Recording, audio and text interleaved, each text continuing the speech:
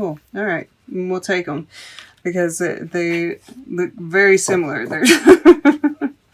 And we have Cindy Sherman at the bottom of the deck. And once again, I'm getting kind of like, triggers, seeing all this purple. So Rem Koolhaas is one of the very few architects in these decks, and I always see them as, kind of like a manifestation energy, which we see in this magician being in the future.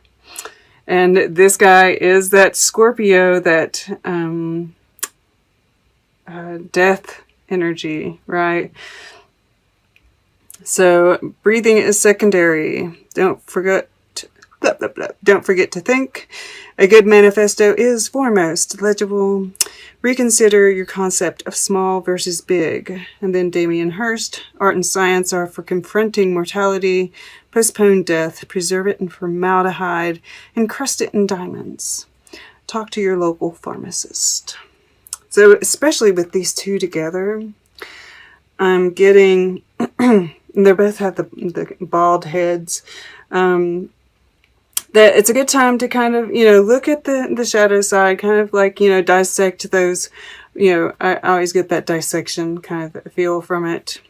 I almost feel like it's this way, right? Dissect those aspects of ourselves that we're needing to look at, and then, your manifesto. What's your manifesto, right? What do you fight for? What are you moving towards? What are you building? Right? Really taking a look at that, especially with this soul healing over here. Yeah, that one. All right, Aquarius. So I did take a few minutes to kind of look this over. I had a pretty good feeling of what I was seeing here, but this shadow side over here was really speaking to me, like that there was more there. I was thinking Black Moon Lilith, and so it got brought up to me, of course recently we've had her kind of emphasized a little bit more, but then Spirit had me really looking at Chiron and Black Moon Lilith, because Chiron, Black Moon Lilith, Mars retrograde, all of this is really activating my 9th house, and it's been like really important for me to look at all that. But through all of that, really looking at that, I found out I've got my Black Moon Lilith is in Aquarius. So kind of feeling like this reading might be significant for me as well. But so I looked it up, and sure enough, I was talking about that Mercury retrograde in Scorpio. Well, the day of the blue moon, it is opposing Black Moon Lilith. Mercury retrograde in Scorpio is opposing Black Moon Lilith. Because, with this being, and it's really standing out to me, so I'm going to go ahead and talk about it. But this over here, beside this justice, which I'm feeling like there's this karmic kind of thing going on here with your identity, right? Your past, your healing those old karmic wounds, especially around the feminine, I'm feeling, right? Because we have the Queen of Pentacles right here. This is very earthy energy for you guys, right? And they're like across from each other. This is Capricorn, right? Some of y'all might have some Capricorn in your charts, which would just emphasize that, but it doesn't have to be, right? We have a lot of stuff going on with Capricorn. In fact, Saturn, which is still in Capricorn, yes, it's still in Capricorn, is I think, let me make sure here.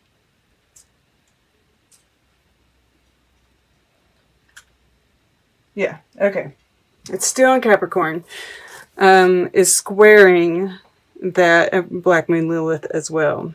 So it's really, it's coming out in here because it's in the emotions, right? It's in our relation. It's touching this Two of Cups. It's touching this justice. And I feel like this is kind of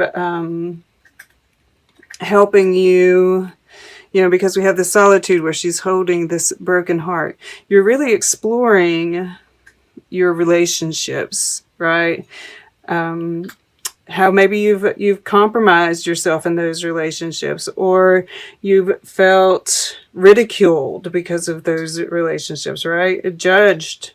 You know, it can come out in so many different ways, but I think you're really exploring that during this time period. And I think you're coming to terms with it, right? Because we have the Knight of Pentacles above it with the Magician beside it, Justice here, right? You're really and there's a sensuality that's there. And it's kind of like owning it instead of, you know, being, beating yourself up because of it, that kind of thing, right? Because, yeah, so we'll go back to the beginning here. This Ten of Cups sitting here, what I'm really getting from it, especially with this Eight of Swords here, and even, you know, this Eight of Swords combined with the Queen of Pentacles, well, the whole thing, really. Who am I kidding? All of it is,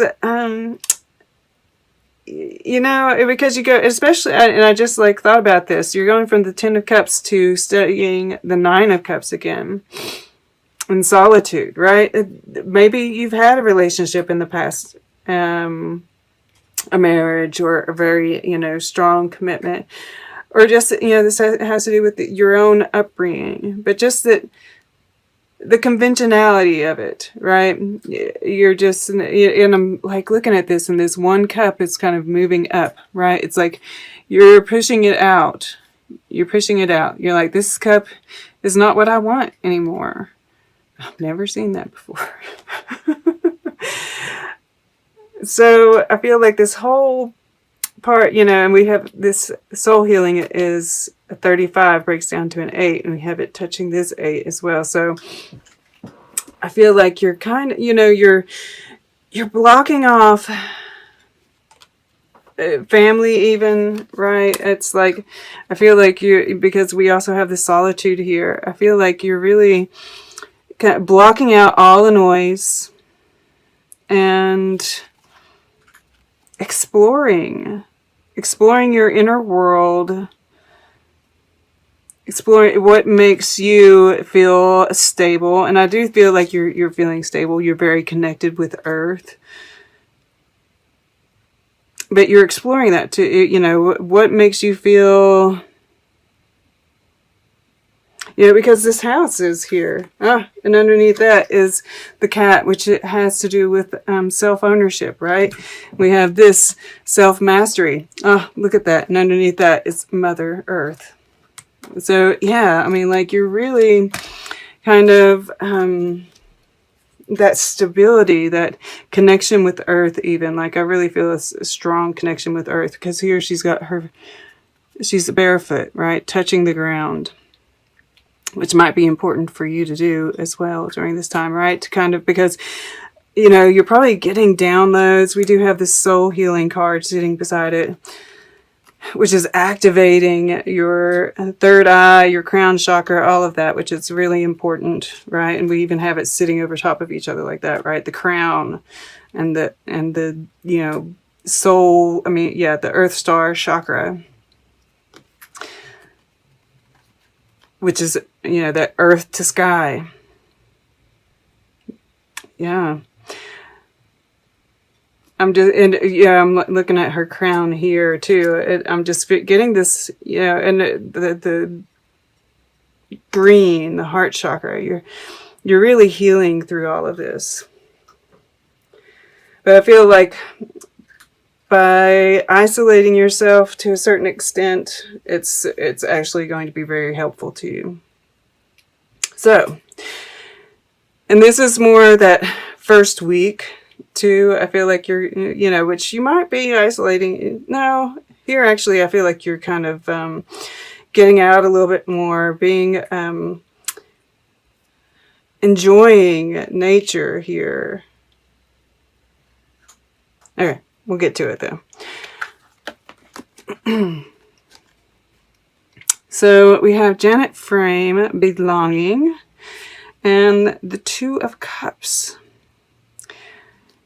And, you know, I do feel like there's some kind, you know, even like here we have this like light shining out from these. It's like these two cups clink. You know, you might meet somebody that like, you know, you just, you click and it kind of triggers a lot of issues, right? Because I just am drawn to that eel there. And it kind of like, it triggers everything that happens.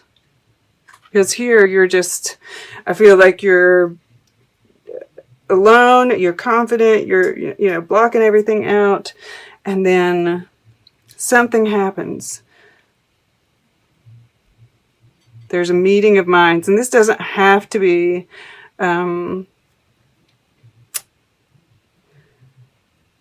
or hearts, actually. Minds, hearts, yeah, they're all the same, right? When you're an air sign. Right? Because we have this justice card. There's this balance. There's this attraction, right? This Nine of Cups is sitting above it as well, which further tells me, you know, this is, but it doesn't have to be a love interest. This can just be a soul family, right? A soulmate of some sort, somebody, and you could, you know that, but I mean, it very well could be, because we do have this shadow side. Take what resonates, right? Okay, so this kind of, I feel like this triggers this, and it's funny, we even have her kind of like, you know, she's looking over here, she's got her head tilted, right? There's like this study of, you know, what makes me happy? What makes me happy? What, and once again, this sustainability, and she's wearing green again. And yeah, there's a celebrate, you know, that's, I feel like you feel good, and it's almost like, you know, there's this fear of getting your heart broken again. Right? We've all had it. And so that kind of sends you into this study. This study of yourself, of what makes you happy.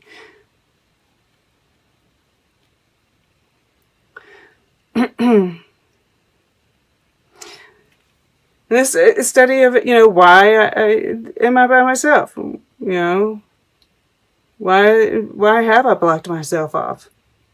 Right? There's a lot of, and this is conscious, and it's also going on subconsciously, right? And I feel like this is, you know, bringing that Black Moon Lilith, that shadow feminine, to justice, right? I mean, we see, you know, this imagery here is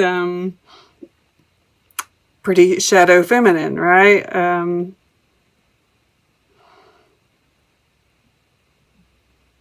So yeah, I mean, like, it's breaking a lot of those karmic cycles, which I've seen a lot of. This definitely has to do with the shadow feminine, which is making me feel more like this connection is a romantic connection. Come here, Miss Zena. My nephew named her. It was her cat, and he was going to college and couldn't keep her, so I took her. And oh, he says he didn't know it, but you know, I love that she's the warrior princess. Xena. All right. So yeah, I mean, I'm really getting this healing of the shadow feminine going on, which leads to, I feel like, oh, you know, this moving forward. There could be an offer that is made here, right, with this Knight of Pentacles, and just being able to enjoy it and enjoy that sensual side of you, and indulging responsibly, right? This is like going slow, moving forward slowly. But, you know, there's a lot of sexual presence with this stag here in the background as well. I'm getting a very sensual stuff going on here. But there's integrity in it, right? It's moving along your soul path. Very good. And yeah, that's, I mean, like, sorry about that. A cat came along and knocked over the camera. So, yeah, I was also saying that I felt like this was moving forward with a project, right, that you've been working on. And it's, you know, this is also about, you know, material wealth and that sort of thing. And you might need to look at that too, right, as well. A lot of what keeps us from feeling abundant, right, has to do with things that we've learned, karmic cycles that we need to break, thought patterns that we have, etc. And yeah, so I feel like this is moving towards abundance as well. This project is promising some material return. And then we have the Magician in the future. And I'm seeing, you know, definitely, you know, that you're moving towards this very balanced way of being that naturally brings in abundance, right? Learning how to manifest the life that you want. But also that mastery of the self. You know, the Magician is about the one, right? The individual. Which is what, you know, it causes us to be able to, when we can really truly love ourselves and be with ourselves and pay attention, right? Being self-aware, all of those things, all the self-words, that is what helps us to manifest, to be aware enough to do so. So yeah. Cool. All right, let's get a piece of art for you. Then we'll take a look. That was a cat. The cats are going crazy. We'll get closing guidance, and then we'll take a look at the underlying energies all together. See what kind of story they're telling. All right, for Aquarius, I'm wanting to go over in here. Okay, to the left. Somebody else got this. This drives me crazy. And I'm getting a lot of repeats in here. And it's kind of driving me a little bit crazy. I mean, like in a good way. So what I've been seeing here is like, you know, and these are two, you know, it's like they're separate worlds. That, you know, it's like they're similar. Yeah. And then so they're repeating. It's like this counterpart kind of situation. But also, you know, the different paths that we can take, you know, there's choice in all of this. And then also jumping timelines, right? I mean, we just see the same scene, you know, but in a different even country, time. So we get people on this road, people over here, people here with cattle, people here with cattle, another group over here on a different road, trees, water, house. So yeah, I mean, it's like different, yet the same. So yeah, it's interesting. Very interesting. Okay, where are we going for? I'm drawn to the wisdom of the oracle. Let's take a look at what they have to say for you, Aquarius.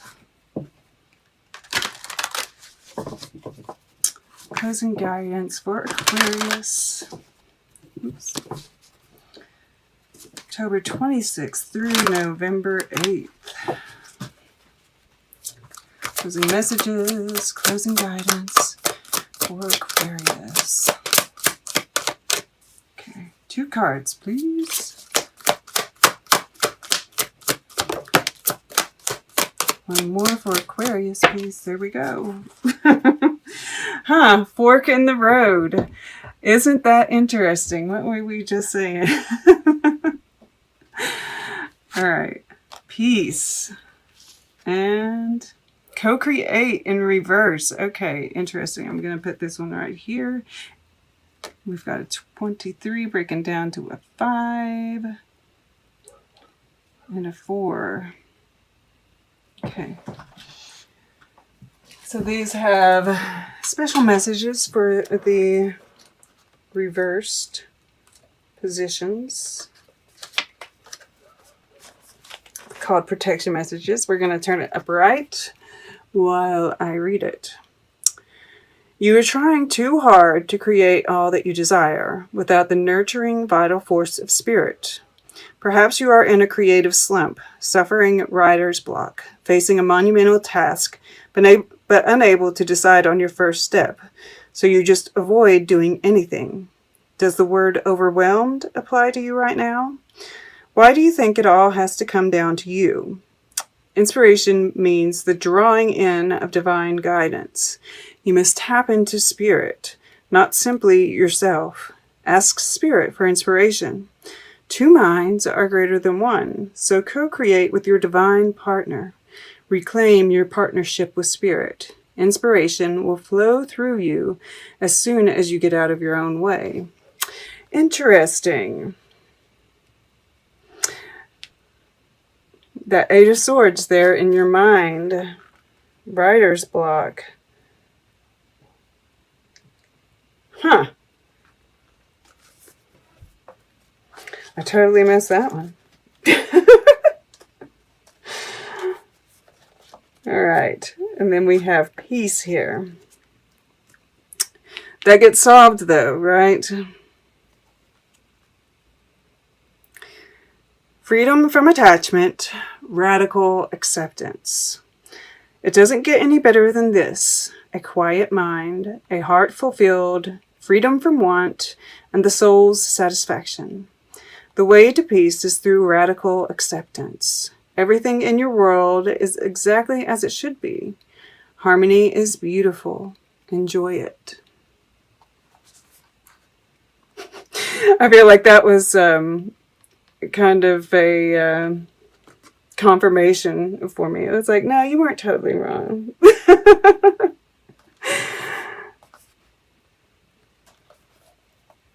Okay. I feel like I want to read the rest of them for that one. Yeah, I was getting ready not to, but I feel like because I saw relationship and